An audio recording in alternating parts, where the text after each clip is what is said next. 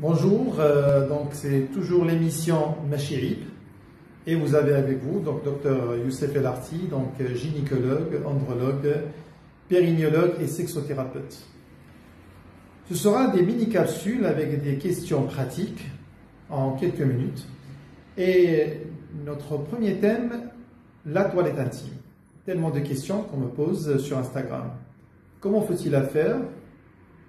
Quel type de conseils on peut avoir?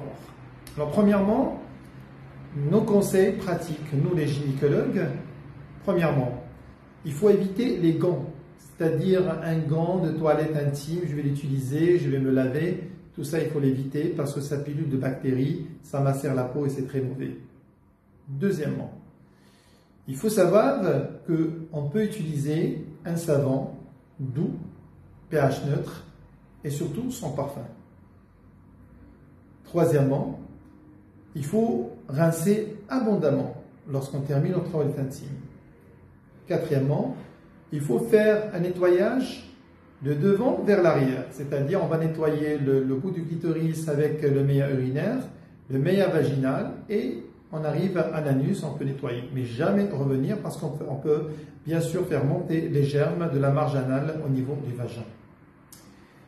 On ne doit jamais oublier une chose très très importante, ne jamais faire de douche vaginale.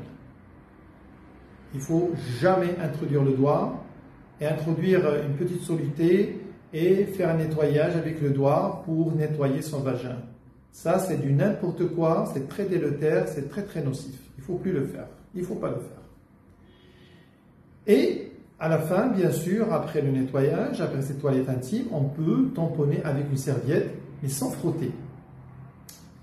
Tout ça pourquoi? Pourquoi une femme doit faire sa toilette intime? Eh bien, d'abord pour enlever les odeurs, et deuxièmement pour enlever le smegma, qui est un résidu réactionnel avec des restes des pertes vaginales et des cellules mortes.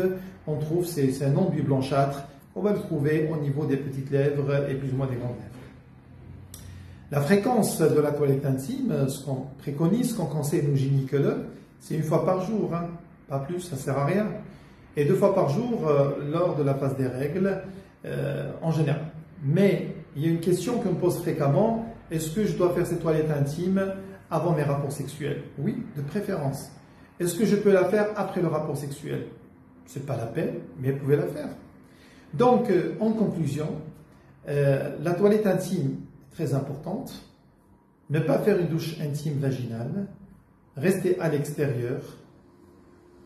Il faut utiliser un produit neutre, sans colorant et surtout sans parfum.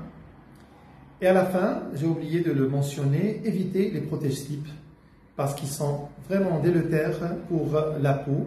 On en parlera lors des capsules à venir. Je vous souhaite une très bonne soirée. À bientôt.